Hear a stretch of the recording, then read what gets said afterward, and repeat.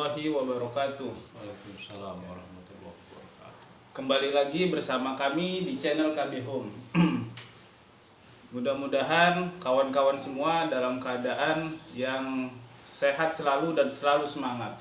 Nah, di pembahasan kali ini ada sesuatu yang mungkin asik untuk kita bicarakan ini.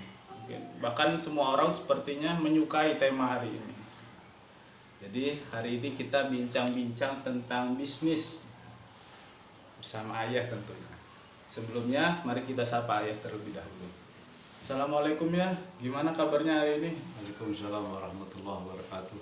Alhamdulillah sehat walafiat. Sehat selalu, semangat selalu ya. Semangat selalu. Alhamdulillah. Nah, tadi saya di pembukaan udah menyebutkan tema yang mau kita bahas hari ini. Ya. Tema tentang bisnis. Ini banyak orang suka ini ya. Seharusnya itu bagaimana kita kalau ingin menjalankan bisnis menurut Ayah? Ya. Assalamualaikum warahmatullahi wabarakatuh. Waalaikumsalam warahmatullahi wabarakatuh. Bismillahirrahmanirrahim. Alhamdulillahirabbil alamin. Nahmaduhu wa nasta'in. Asyhadu an la ilaha illallah wahdahu la syarikalah al-mu'inul mubin wa asyhadu anna Muhammadan abduhu wa rasuluhu al-mab'uts rahmatan lil alamin. Allahumma shalli ala Muhammadin wa ala alihi washabbihi ajma'in wa ba'du. Mas Denny dan seluruh pemirsa sekalian yang dirahmati oleh Allah Subhanahu wa taala. Semoga Allah memberkahi kita semuanya. Amin. Alhamdulillah pada kesempatan hari ini di pagi yang cukup segar ini ya, kita dapat berkumpul kembali atau bertemu lagi di channel yang kita cintai ini. Mudah-mudahan membuat kita semakin optimis dalam hidup. Ya, amin amin. Sebab hidup itu harus diawali dari optimis. Ya.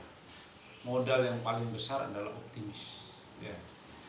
Bukan modal itu uang, bukan modal itu benda, itu hanya sarana saja. Yang paling utama adalah optimis. Semangat. Ya. Jadi kalau tadi Mas Dini tanya apa sih yang harus dilakukan dalam berbisnis? Ya. Kalau kita berbisnis, pertama kita bisnisnya harus tahu kehidupan kita ini kan ada yang ngatur. Ya, siapa yang ngatur? Allah. Berarti kalau kita mau berbisnis harus tahu dong apa yang disukai oleh Allah, ya kan? Harusnya. Termasuk bisnis. Ya. Kenapa? Karena sesuatu dicintai oleh Allah. Kalau sesuatu itu Allahnya ridho, maka insya Allah akan berkah, lancar. Pertama itu. Ya. Jadi apapun yang kita mau kerjakan, para sahabat sekalian, kita semuanya, apapun yang mau kita kerjakan, pertama harus yang Allah cintai. Syarat utama. Iya. Termasuk bisnis. Termasuk bisnis. Harus yang Allah ridho. Ya. Kalau Allah nggak ridho, walaupun menurut kita keren, menurut kita nih, wah ini top ini, wah ini sangat high teknologi umpamanya. Tapi kalau Allahnya nggak ridho, percuma. Nanti akan sia-sia. Ya. Nah, apa sih yang Allah ridho? Pertama harus punya basicnya dulu Mas. Ya. Ilmunya. Yaitu tentang bisnis. Dalam Allah mengatakan dalam Al-Quran surat As-Saff, ya. A'udzubillahi minasyaitonirrajim. Bismillahirrahmanirrahim. Ya ayyuhalladzina amanu hal adullukum ala tijaratin tunjikum min adzabin alim. Wahai orang-orang yang beriman, sukakah aku tunjukkan kepada kalian satu bisnis bicara perniagaan. Udah ya. Iya. Mau nggak aku kasih bisnis? Ingat, bisnis yang dimaksud oleh Allah itu apa? Nah, Penasaran kita. ya. Jadi pasti ini harus tahu apa yang dimaksud oleh Allah berbisnis gitu. Jangan bisnis menurut persepsi semau kita. Nah, nanti ya untungnya juga ya sekedarnya aja kalau persepsi kita. Jadi jangan dikira dalam kehidupan kita ini Allah nggak ngajarin? Ada bisnis juga di dalam Al-Quran. Kenapa kok diturunkan itu? Karena ada sebabnya Mas ini. Sebabnya dulu itu orang-orang tuh senang berbisnis. Awalnya padahal tidak ada bisnis. Dulu tidak ada bisnis. Sekarang contohnya gini, Nabi Adam bisnis sama siapa coba? Sama alamnya sudah dikasih. Ya, alamnya sudah dikasih, dihamparkan. Tidak perlu ya? Ya, mau bisnis sama siapa? Nabi Adam. Sudah, alamnya sudah dikasih. Tidak ada bisnis dulu itu. Allah ciptakan Adam itu sudah ada. Mau butuh apa? Sudah disediakan sudah sediakan semua fasilitas. Jadi awal mula itu justru nggak ada bisnis. Tidak ada bisnis. Nah, kita belajar sejarah juga nih ya. Harus kita tarik dulu lebih jauh biar kita tahu. Ya, kemudian ketika Nabi Adam itu turun, diciptakan oleh Allah di muka bumi dengan pasangannya Bunda Hawa itu, kemudian berkembang biak gitu. Itu boro-boro ngomong bisnis, belum ngomong bisnis, semuanya alam itu dihamparkan, mau ambil apa aja ada kok. Ada tersedia semuanya. Terus mau beli sama siapa? Betul nggak Mas? Iya. Nah, dulu. Jadi awalnya begitu, sehingga kita harus tahu asal muasalnya bisnis itu karena apa.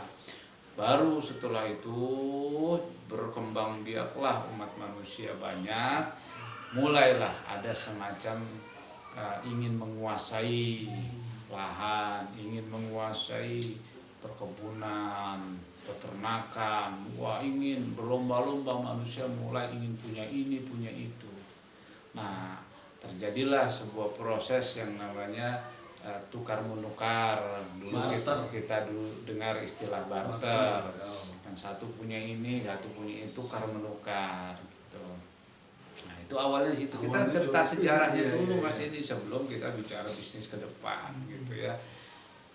Setelah itu baru ketika terjadi mulai ada yang tidak baik dan sebagainya ya, dan Allah juga menjaga supaya manusia ini juga tidak rusak di dalam hal bisnis itu ya, karena sampai Allah turunkan salah satu dalam Al-Quran itu ya surat Mutaffifin. Al-Mutaffifin itu artinya orang yang berlaku curang dalam berbisnis gitu. Kenapa? Karena itu tadi yang aslinya tidak bisnis apa-apa karena masih setelah rumah orang ini banyak, jumlahnya banyak gitu kan, baru mulai terjadi sebuah transaksi gitu. Itu bisnis tuh awal dari situ. Kemudian mulai ada peraturan-peraturan ketika orang mulai berlaku memonopoli bisnis, dikuasai sendiri serata dengan orang-orang tertentu gitu. Akhirnya turunlah peringatan dari Allah, salah satunya surat As-Saff itu yang tadi dibacakan, ya ayyuhalladzina amanu hal adullukum ala tijarah, sukakah aku tunjukkan wahai kamu orang-orang beriman satu bisnis. Saya masih penasaran nih, bisnis gimana ini yang Allah maksud? Ini ternyata dilanjutkan oleh Allah, hal adullukum ala tijarah itu tunjikum min adzabin alim, bisnis yang menjauhkan dari azab yang pedih. Waduh, bisnis apaan tuh? Gitu kan? Gimana maksudnya nih? Bisnis tapi kita yang menjauhkan dari azab yang pedih. Ya, dilanjutkan nggak berhenti Allah menyampaikan. Yaitu tu'minuna billahi wa rasul. Kamu beriman pada Allah dan kepada Rasulnya. Wa tujahiduna fi sabilillah, dan kamu berjihad, berjuang di jalan Allah. Itu bisnisnya. Jadi bisnisnya adalah sesuatu yang Allah ridho, yaitu kamu beriman kepada Allah. Itu bisnis ya? Iya, ternyata itulah yang dimaksud oleh Allah berbisnis yang benar. Beriman pada Allah, beriman pada Rasul, berjihad di jalan Allah dengan harta, dengan jiwa kamu. Tu'minuna billahi wa rasul wa tujahiduna fi sabilillah bi amwalikum wa anfusikum. Dzalikum khairul lakum in kuntum ta'lamun. Itu tuh baru sebaik-baiknya bisnis kalau kamu tahu. Kalau bisnis begitu, untungnya gimana nih ya? Masih ada yang mengganjal ini pertanyaan, penasaran. Allah teruskan. Iya. Yaitu tadi kan wa tujahiduna fi sabilillah bi amwalikum wa anfusikum dzalikum khairul lakum in kuntum ta'lamun.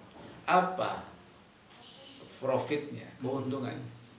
Yaghfir lakum dunubakum, diampuni dosa-dosa. Itu profitnya, keuntungannya. Kalau bisnisnya ngikutin cara Allah. Yaghfir lakum dunubakum wa yadkhilkum jannah, dan aku masukkan kamu nanti ke dalam surga. Keuntungannya itu diampuni dan ditempatkan di surga. Wa masakin thayyibah, dan diberikan tempat yang luar biasa yang baik. Jauh kan bisnis dengan tidak seperti yang ada di pikiran saya tadi. Nah, ini apa namanya, suatu yang baru ini ya. Terus bisa tahu bentuknya gimana itu kalau bisnis gitu ya? Ya, yang jelas ketika perintah Allah itu kita disuruh berbisnis dengan caranya Allah, apapun yang kita jalankan ini hanya untuk Allah. Nah, di ayat lain Allah mengatakan surat At-Taubah ayat 111, innallaha ashtara minal mu'minin anfusahum wa amwalahum bi anna lahumul jannah. Ya, sesungguhnya Allah membeli diri dari orang yang beriman, jiwanya dan hartanya, dan dibayar oleh Allah dengan jannah. Jadi Allah membeli. Jadi kalau kita jual belilah kepada Allah. Saya udah mulai masuk nih. Jadi kesimpulannya seperti ini. Apapun yang kita kerjakan itu untuk Allah. Ya. Seperti itu ya. Nanti mau kita sekolah kayak mau kuliah kayak mau kita dagang, mau jadi pegawai, jadi apa saja. Hasilnya pun mengelolanya menurut maunya Allah, caranya Allah. Itulah yang disebut bisnis. Nah, termasuk hidup kita, harta kita yang kita miliki, semua yang kita dapat dari mana saja, pada dasarnya semuanya kan dari Allah. Ya, min indillah, dari sisi Allah. Jadi apalagi minallah, dari Allah. Apalagi yang harus kita ragukan. Bisnis dengan Allah itu luar biasa.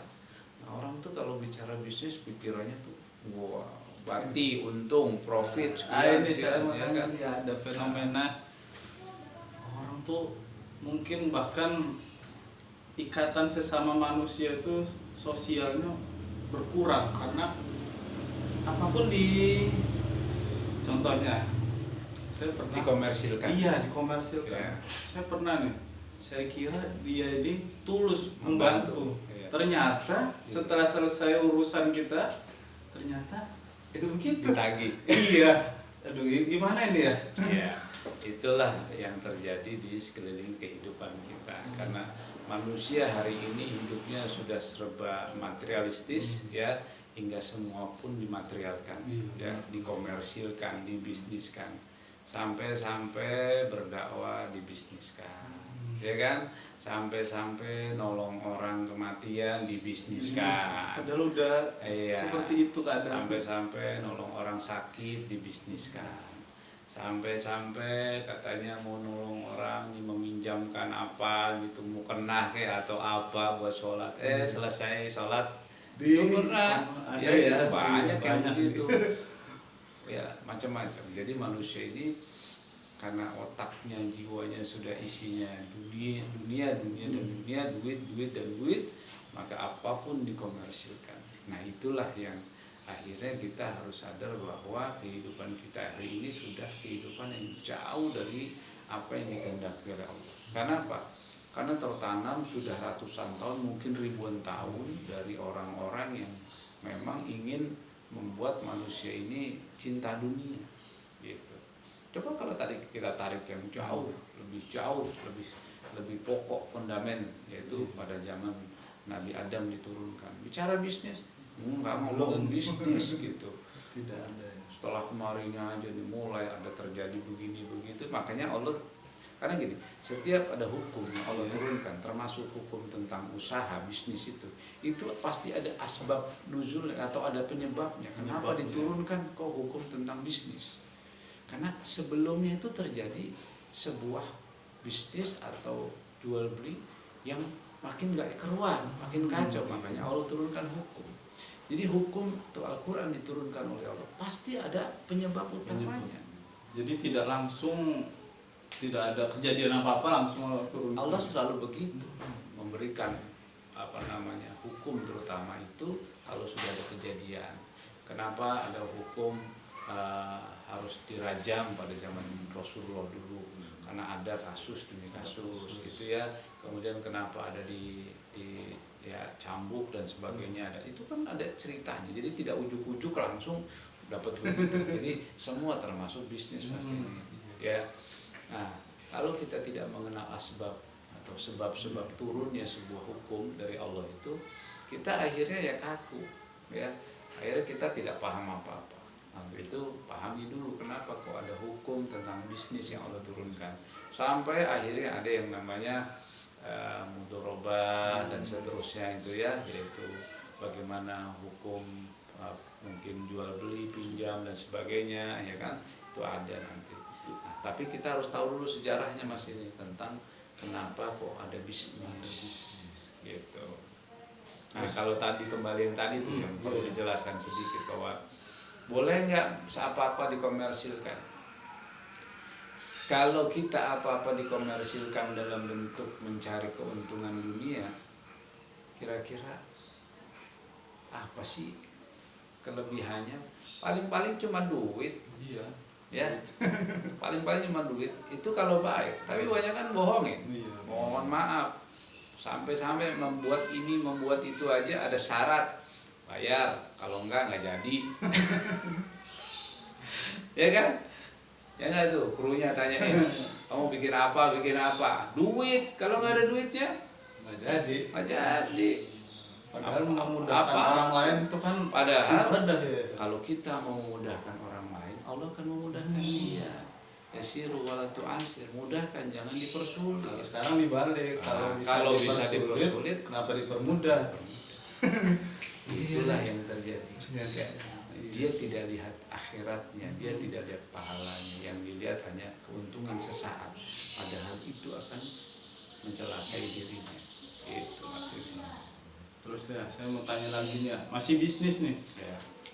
Kalau bisnis tapi meminta bantuan atau meminta pertolongan kepada misalnya jimat kah atau ya benda-benda atau ya termasuk itu makhluk halus, itu gimana? Ya. Allah itu sebenarnya sudah menjamin rezeki kita. Ya, sejak kita diciptakan oleh Allah, umur kita, lahirnya kita, matinya kita, jodohnya kita, rezekinya kita, itu sudah dibuat oleh Allah. Sudah dicatat tuh di Lauhul Mahfuz. Nanti rezeki kamu sekian banyaknya, kematian kamu sekian dan seterusnya. Jadi sudah dibuat oleh Allah. Karena Allah itu setiap menciptakan makhluk sudah mempersiapkan terlebih dahulu. Seperti yang ayah pernah sampaikan, kalau ada handphone pasti ada buku petunjuknya, buku pedomannya. Sama Allah menciptakan tiap-tiap makhluk itu sudah diatur bagaimana nanti si A si B ini kehidupannya dan seterusnya. Termasuk rezekinya. Termasuk rezekinya. Nah, bagaimana kok ternyata ada manusia yang mencari rezeki dengan bekerja sama dengan jin, ya, dengan menggunakan hal-hal yang dilarang oleh Allah Subhanahu wa taala. Apakah bisa? Bisa saja. Bisa saja. Berhasil itu ya. Wa alhamaha fujuraha wa taqwaha. Orang yang berbuat fujur aja dikasih oleh Allah. Tapi kan nanti ada sanksinya. Ya. Orang yang berbuat baik dikasih. Nah, sekarang Mas ini mau yang mana? Mau yang model begitu? Ya bisa jadi kaya, bisa. Cuman berkah enggak? Cuma bahagia nggak bahagia, kenapa? Ada tumbal kan? Iya, kan, tumbal itu. Ada perjanjian, setiap ada perjanjian kan ditagih nanti.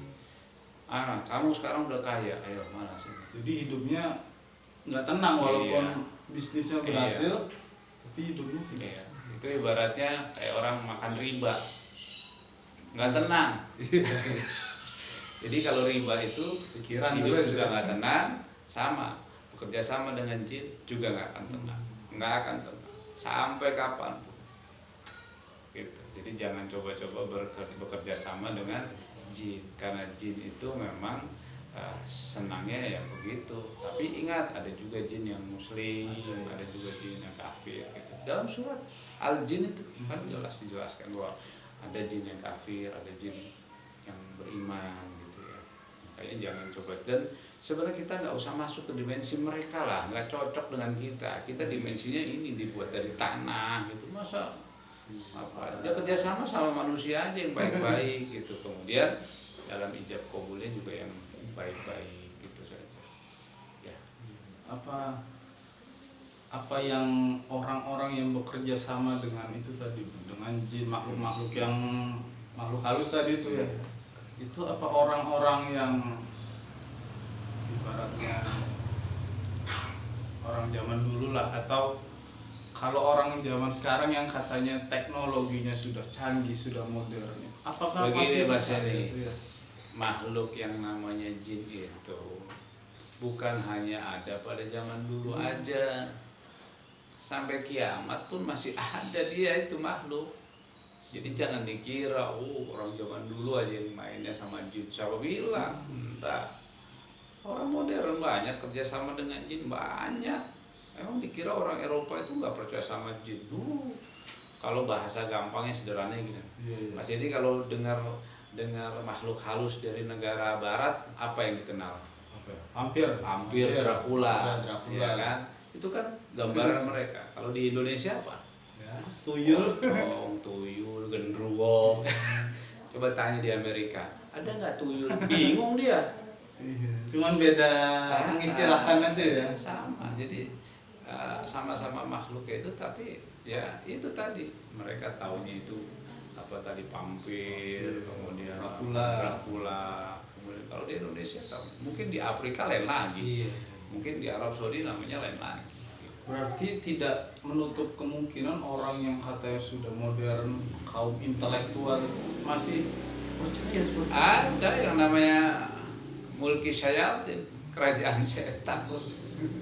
Iya, mereka membuat sebuah ritual-ritual yang begitu luar biasa di negara-negara Eropa sana, banyak Masih meyakini yang seperti itu. orang yang berdasi, rapi, gagah segala macam. Tapi dengan makhluk-makhluk itu mereka percaya, bahkan kadang-kadang mempersembahkan sesuatu gitu.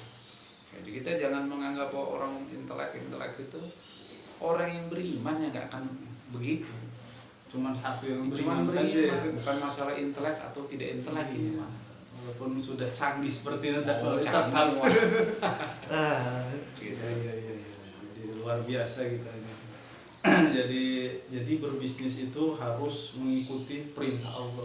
Ya, semua apapun, berumah tangga pakai cara Allah, berbisnis pakai cara Allah, bergaul dengan siapapun harus pakai cara yang Allah contohkan, yang Allah perintahkan. Ya, begitu. Ayah selalu bilang, wa ahsin kama ahsanallahu ilaika. Berbuat baik seperti aku mencontohkan cara berbuat baik. Jadi bagaimana maunya Allah ikuti. Insyaallah ya, termasuk tadi bisnis. Udah nggak usah pakai yang aneh-aneh lah, Mas ini. Ya, kalau ada orang-orang yang pakai aneh-aneh gitu, kasihan kita. Pasti di endingnya belum sampai mati dia udah sengsara duluan.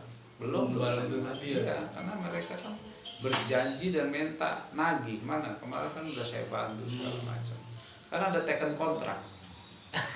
Jadi tidak ada sesuatu yang gratis. Ya, nggak ada makan siang yang gratis katanya orang barat sana ya, Eropa. Ada yang ditagih Pasti mereka itu. Sudah, kita dengan Allah saja Ya, dengan apapun yang Allah berikan kita bersyukur dengan betul-betul rasa syukur yang mendalam. Karena begini, Allah bisa jadi mengasihi kita sekarang sedikit. Kenapa? Kalau kita dikasih banyak, bisa jadi kita malah jauh dari Allah. Kalau kita dikasih dikit, kita terus mendekatkan diri pada Allah dengan sadar, kita berdoa terus. Karena Allah tuh senang kalau hambanya merengek-rengek kepada Allah. Ya Allah, berikan saya, ampuni saya, mudahkan. Allah senang. Kalau dikasih langsung seabrek banyak belum tentu, malah bisa jadi lupa maksiat. Coba banyak orang bawa uangnya banyak, gimana? Dugem, paling makan habisin. harta di rumah-rumah, makan mewah, sementara banyak orang miskin pada susah di hidupnya. Kita nggak punya empati, kepekaan nanti gitu. Jadi harta itu kalau kita tidak gunakan sebagaimana layaknya orang yang beriman tahu menggunakan, pasti akan sia-sia, akan habis hambur-hambur begitu saja. Ya, luar biasa ini kita bicara tentang bisnis, tapi yang itu tadi apa, menyelamatkan kita ya, menyelamatkan kita di hadapan Allah. Jadi itulah keuntungan seharusnya yang kita cari itu dalam Harusnya bisnis, ya. makanya begini Mas ini, kalau ada orang, contoh sederhana, orang merasa sudah paling hebat, paling keren, paling ganteng, paling cantik, tanya masih buang air kecil nggak, masih buang air besar nggak? Kalau masih belum sukses, Masih punya kotoran. masih punya kotoran. Kalau udah sukses di surga, dia nggak buang air, Bersih semuanya. nggak ada buang air kecil, buang air besar, keringet aja nggak ada nih, apa namanya, daki, bulu nggak ada. Itu orang sukses tuh di surga itu nanti. Gitu. Kok di dunia gimana? Di dunia itu sukses itu ukurannya apa sukses? Harta, benda, jabatan. Jadi jangan sekali-kali kita bangga dengan itu. Ya. Ya, luar biasa ini. Obrolan kali ini membuka pikiran kita, terutama kita kan manusia paling senang kalau bicara bisnis. Ya. Jadi, Semua orang cara bisnis paling getol. jadi bisnis yang bisa menyelamatkan lah yang harus kita cari ya. Ya, itu yang nomor satu. Ya, terima kasih banyak Ayah, obrolannya pada hari ini cukup luar biasa, ini membuka wawasan dan pikiran kita. Kalau kita mau menjalankan sesuatu termasuk bisnis, kita harus tahu ilmunya tadi. Ya, dasar-dasarnya dulu, ya, baru nanti berkembang, mengimprovisasinya, mengelaborasinya gimana itu setelah dasar utamanya dulu. Dasar utamanya Ya, benar. prinsip. Oke.